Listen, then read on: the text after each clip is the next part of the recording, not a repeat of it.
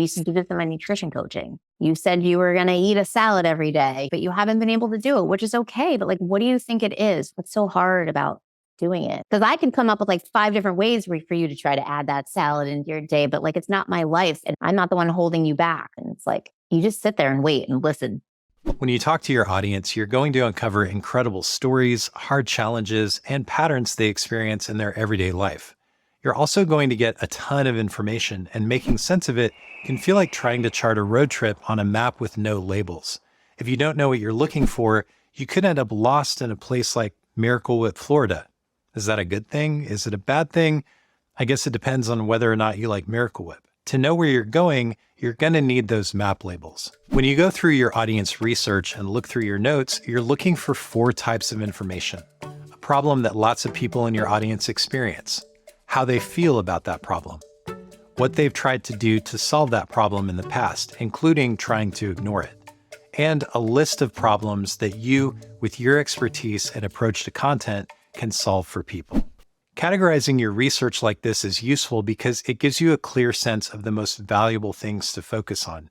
You may uncover a problem you can solve, but if only a handful of people experience that problem, you're not likely to build a business by solving it. Similarly, you might discover a problem that's extremely common, but if it's not important enough to the people who have it, they aren't going to take the steps necessary to solve it. You'll want to take notes and keep a record of common phrases, common problems, and the exact words your audience is using to describe them. More on note-taking in a moment. And once you have those notes together, it's relatively straightforward to sort them into these 4 categories. By the end of the research process, you should have a list of common problems, how people feel about them, and what they've tried to do to solve them. Then you can choose which ones you as a creator want to focus on. Let's take these 4 types of information and get more specific about the things you can be on the lookout for with each one. A problem that lots of people in your audience experience. This one's pretty straightforward. The question to ask here is, do a lot of people mention this problem? Seeing the problem talked about specifically or hearing it come up often in conversations can signal that this is a common problem. Other clues might be in the way comments or reviews are phrased. In our previous lesson, we shared an example of audience research where we looked at an Amazon review for Stephen King's book On Writing. One of the reviews we looked at included the phrase, "I agree with the other reviewers." Other reviewers said things like, echoing what many others have said, or as other reviewers have stated. This can be powerful because not only does it indicate a common problem, but also that people are aware that it's a common problem. When people see themselves as part of a group struggling with a problem, they tend to be more vocal about it and motivated to seek solutions. How they feel about that problem. This one can be a bit trickier, but it mostly comes down to words and phrases that express emotion. As you're talking with people, take note of any feeling words you hear and also pay attention to tone, volume, and body language. People may use the actual word for whatever emotion they're feeling, or they may describe their feelings in other words like, "I was desperate," or "I feel like I'm drowning." It may also be that they don't directly express a feeling, but they're talking about something that people tend to have strong feelings about. Podia creator Tamkara Adun shares a great example of this from conversations she's had with some of her Instagram followers. A lot of times people tell you what they're looking for. And when I find that something I'm looking for or you're looking for is not readily available in the way and manner in which we want it to, I always feel compelled to try to create that offering. The language school was really people asking, I want to learn an African language, especially our brothers and sisters in the diaspora whose ancestors were taken away during the African Ma'afa, and they had their language stripped away. A lot of them were reaching out, I've done the DNA ancestry test. I know where my ancestors came from. I want to connect with the culture. I want to connect with the language. Not only did those conversations center around a dark historical period with a profound impact on people in her audience, but they also touched on themes like ancestry and a connection to one's culture and language, themes with a high emotional impact. Let's pause here for a moment for an exercise that will help you visualize the info you've collected so far. Check out the worksheet for this lesson titled Audience Problem Matrix, or on a blank sheet of paper, draw a line in the center from the top to bottom with strong feelings at the top and no feelings at the bottom, and another in the center from left to right with not common on the left and very common on the right. Look back at the notes you've taken and the problems you've identified so far and mark their positions on this matrix. For example, a problem that a lot of people talk about, but that few express strong feelings about, would go in the lower right quadrant.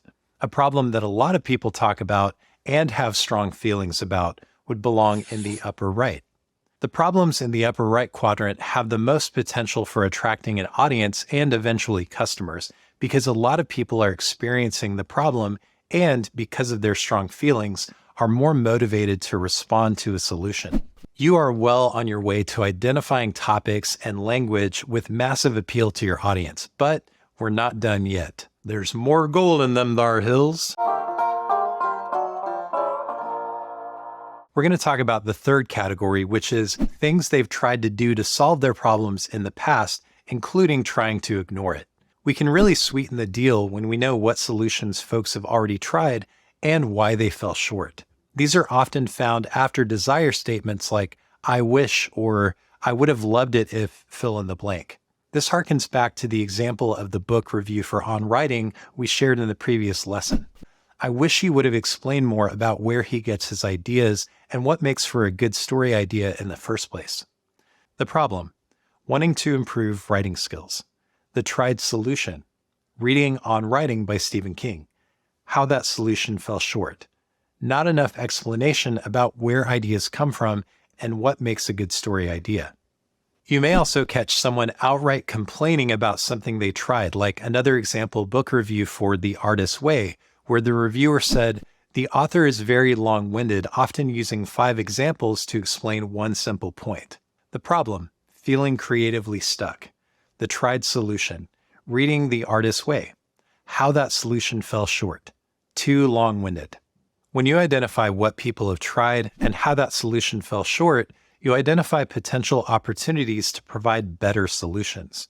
Where these opportunities match your background, your expertise, or your unique approach to sharing content, you find what you'll include in the last category.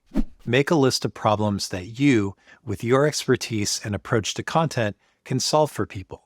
This is the final destination on your road trip.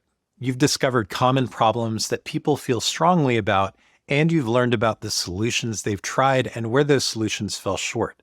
The problems you are uniquely positioned to solve are great candidates for topics that lead to audience growth. For the people who read On Writing and wished he'd said more about what makes a good story idea, if you have a process for coming up with great story ideas, you could have the solution they're looking for. Or for the people who read The Artist's Way and thought it was too long-winded, if you like to help creative people get unstuck and you have a straightforward and to-the-point communication style, your content might be just what they're looking for. And because you've been taking notes and writing down the exact words people use to describe their struggles, you'll have tons to draw from when it comes to making content, including real statements and questions from real people that you can use in your titles, subject lines, descriptions, thumbnails, and even in the content itself. This will leave people feeling like you're reading their mind. If you just stopped here and started making content right away, you'd have a recipe for some of the most impactful content on the internet. But if you stick around for the next module, you'll hear even more insights and examples from other creators for how to make your content irresistible. Hey there, if you're watching this course on YouTube, I wanted to let you know that you can get the full experience of this course for free at podia.com/get-noticed. You get access to all the worksheets, guides, and additional resources, and you get to have conversations with other creators who are also taking this course. Again, just sign up at podia.com/get-noticed.